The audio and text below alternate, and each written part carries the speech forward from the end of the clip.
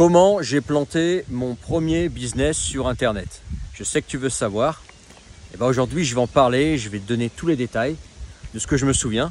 Parce que c'était quand même il y a quelques années. Hein. C'était en 2016 que j'ai commencé ça. À l'époque, je vivais en Thaïlande. J'étais salarié. En fait, j'étais responsable export pour une boîte européenne. Donc en gros, mon but, c'était de développer le business dans l'Asie du Sud-Est, l'Asie du Nord-Est, la Chine, le Japon, Taïwan et puis Australie, Nouvelle-Zélande. J'avais été muté en fait dans cette partie du monde suite en fait au rouble qui s'était écroulé, tu sais, en 2014, les événements avec la Crimée. Ce qui fait que la boîte pour laquelle je bossais avait perdu beaucoup de business. Et puis un an après, en fait, ils avaient décidé que le marché russe, c'était plus vraiment une priorité. Donc du coup, on avait trouvé un accord pour que en fait, je reprenne la zone Asie. Okay. Et puis entre-temps, je ne vais pas tout rentrer dans tous les détails de la boîte, mais il y a eu des changements dans la boîte, du personnel, etc. Ce qui fait que en un an, la qualité de vie dans la boîte me concernant a beaucoup dégradé. Okay. Et j'ai eu l'idée de mettre à mon compte, de faire mon propre truc. Puis bien évidemment, à l'époque, j'avais trouvé des mecs qui gagnaient leur vie sur Internet, qui en fait étaient libres géographiquement comme moi. Moi à l'époque, j'étais déjà libre géographiquement. J'étais salarié, mais je pouvais travailler depuis la Thaïlande, depuis les Philippines, depuis tant que j'étais sur la zone Asie, en fait, ça changeait pas grand-chose pour moi. Je faisais tout avec un ordinateur, une connexion Internet, sauf que c'était pas un business sur Internet. Donc j'avais trouvé des mecs, sur Internet qui parlaient. Je suivais des mecs qui parlaient de gagner ta vie sur Internet et d'être libre, d'être sur une plage avec un laptop. Enfin, tu vois, à l'époque, c'était très grossier. Et j'avais d'ailleurs acheté quelques formations. J'avais acheté plusieurs formations dans l'infopreneuriat. J'avais aussi acheté une formation que j'avais trouvée d'ailleurs très bonne. Un Américain en Californie qui était lui spécialisé en fait dans l'affiliation. Son business model en fait, c'était créer des sites dans des niches spécifiques pour ensuite toucher des commissions sur des renvois en fait que tu fais de produits vers des commerçants comme Amazon par exemple, tu vois. Et j'avais trouvé cette formation bonne, j'avais été inspiré par le gars, etc. Son business model me plaisait bien. Donc je m'étais lancé là-dedans en fait. Entre-temps, j'ai démissionné. J'en avais ras-le-bol. Et puis tu sais, j'avais mis des sous de côté. Et je me suis dit, tiens, je vais me donner un an pour faire décoller mon affaire sur Internet. Alors c'était risqué. C'était risqué parce que j'avais jamais entrepris sur Internet. J'avais même d'ailleurs jamais entrepris tout court. Avec du recul, je pense que je m'y serais pris autrement. Je pense que j'aurais pas démissionné tout de suite.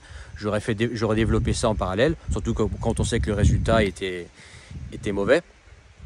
D'ailleurs, il faut savoir que au bout de 6 mois, quand j'ai lancé ce business, en fait, ça marchait toujours pas. Et entre-temps, j'étais parti en Nouvelle-Zélande parce qu'avec ma femme à l'époque, en fait, on avait un rêve commun de vivre en Nouvelle-Zélande. Ma femme, elle est russe, mais elle a toujours rêvé de vivre en Nouvelle-Zélande. Moi, la Nouvelle-Zélande m'avait toujours fait rêver, donc du coup, on avait décidé d'aller vivre en Nouvelle-Zélande parce que c'était notre rêve. Et du coup, on est resté là-bas un an parce qu'il y a des choses qui ne nous ont pas plu là-bas. Mais en tout cas, on a réalisé notre rêve néo-zélandais. On a voyagé en Nouvelle-Zélande, etc. à l'époque pendant un an. C'était une bonne année. Même si on s'y voyait pas, on se voyait pas y vivre. Donc j'étais en Nouvelle-Zélande et puis business marchait pas. Donc à un moment donné, j'ai même repris un boulot en Nouvelle-Zélande pendant 3 mois parce que fallait bien faire rentrer des sous, quoi. Mais en tout cas, le business model, donc c'était de l'affiliation. J'avais créé d'abord un site et puis ensuite plusieurs sites annexes avec des renvois, etc. J'avais trouvé une niche qui me paraissait pas trop mal, avec des produits assez chers, minimum plusieurs centaines d'euros. Le mec qui m'avait recommandé ça, il disait si tu veux gagner ta vie avec l'affiliation, vends des produits chers, plusieurs centaines d'euros ou plusieurs milliers d'euros.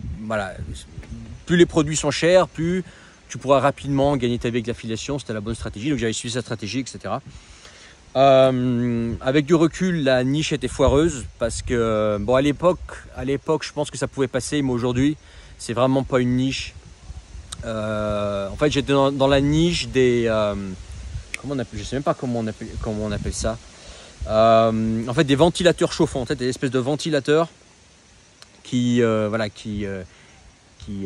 aussi chauffer, tu vois. Voilà, bref, j'avais étudié le truc, je pensais que c'était une bonne niche, etc. Et aujourd'hui, bien évidemment, c'est pas du tout une bonne niche. Aujourd'hui, tu as Amazon qui fait ça beaucoup mieux que toi, qui t'écrase, notamment avec Amazon FBA qui est aujourd'hui finalement devenu un moteur de recherche. À l'époque, c'était pas aussi développé. Et en fait, pourquoi ça foirait et pourquoi j'ai pas continué là-dedans? Alors déjà, la niche, je pense qu'elle était moyenne. Mais surtout, en fait, pourquoi ça n'a pas marché, c'est qu'en fait, j'ai pas aimé le business. Je pensais que ça allait me plaire. Au début, j'étais super motivé, je rédigeais, j'avais pris des noms de domaine, j'avais créé des sites, j'avais créé des articles, j'étais super motivé. Et puis, je me suis rendu compte au bout de quelques mois que finalement, j'aimais pas ça en fait. J'aimais pas passer du temps à écrire des articles et que il me manquait un contact humain. Tu vois, il me manquait, c'est l'affiliation, avec des sites et avec de l'écrit, c'est un truc vraiment de geek, quoi. Tu es toute la journée derrière un ordinateur, tu rédiges, mais tu parles pas de l'humain, tu vois. Voilà, j'étais pas plus inspiré que ça. Donc du coup, niche moyenne, perte de motivation. Finalement, j'ai pas aimé ce que je faisais. Et voilà, donc c'est comme ça que ça foirait. J'ai complètement abandonné les sites entre-temps. Voilà, je les ai depuis longtemps effacés, etc. J'ai plus rien aujourd'hui en rapport avec ça. Mais voilà comment ça s'est passé. Après, qu'est-ce que je peux en retenir? Je peux en retenir, c'est que, si tu te lances dans quelque chose, il faut mieux essayer de le faire, si tu as le temps, il faut mieux essayer de le faire en parallèle de ton boulot. Ne démissionne pas pour te lancer dans un truc à fond. Effectivement, tu as plus de temps quand tu te lances à fond, mais notamment si tu n'as pas d'expérience dans l'entrepreneuriat, si tu n'as pas, si tu n'es pas sur ton coup, c'est risqué. Bon, moi, j'ai pris le risque, au final, je ne regrette pas. Et puis, c'est pas parce qu'en fait tu vois un business model que forcément ça va être définitif. Tu peux croire que ça va te plaire. Moi, par exemple, j'ai suivi une formation. Cette formation, d'ailleurs, elle a été très bonne. C'est pas la faute du mec qui m'a enseigné ce business model que ça n'a pas marché. C'est juste moi. Ça m'a pas plu. Et du coup, après, je suis parti sur autre chose. Comme je te disais, moi, j'avais besoin de contact humain. J'ai tenu un peu moins d'un an. Au bout de 10 mois à peu près, 8 mois. Bon, entre-temps aussi, j'avais relâché le pied, j'avais voyagé en Nouvelle-Zélande. On avait pris quelques mois en fait à pas travailler avec ma femme juste pour profiter de notre voyage en Nouvelle-Zélande. Et après, je me suis mis à faire du YouTube. Je me suis fait faire du YouTube parce que là, pareil, je voyais des mecs qui faisaient ça, qui expliquaient comment faire ça. Et c'est comme ça que j'ai commencé sur YouTube.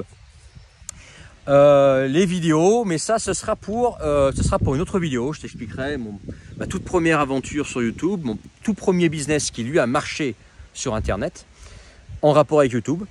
Mais ça sera pour une autre fois. Voilà, si tu as trouvé ça intéressant, mets ton pouce, commente en bas. N'oublie pas de t'abonner si ce n'est pas encore fait. Et puis écoute, je te retrouve pour une autre vidéo. Et puis si tu as une idée de business en tête, lance-toi. Même si tu te plantes, c'est pas grave. Si tu te plantes, c'est pas grave, tu recommenceras. Voilà. Mais au moins tu auras essayé, pas de regret. Tu vois, moi, je pensais que ça me correspondrait. Moi, non, je sais qu'aujourd'hui, ce type de business me correspond pas, que j'ai pas envie de le faire. Donc en fait, finalement, j'ai pas perdu mon temps. Au contraire, j'ai appris une leçon. Et puis tu sais, avec ce business d'affiliation, mine de rien, j'avais quand même appris des choses qui m'ont servi plus tard, en fait. Tu vois, des logiques de business sur Internet qui m'ont quand même servi plus tard. Donc c'est pas complètement du temps perdu. Donc si toi un jour tu veux lancer un truc, tu dis voilà, ce modèle de business là me botte bien, j'ai envie d'essayer, essaye. T'as tout à gagner. Voilà. Si ça marche pas, c'est pas grave, tu essaies un autre business.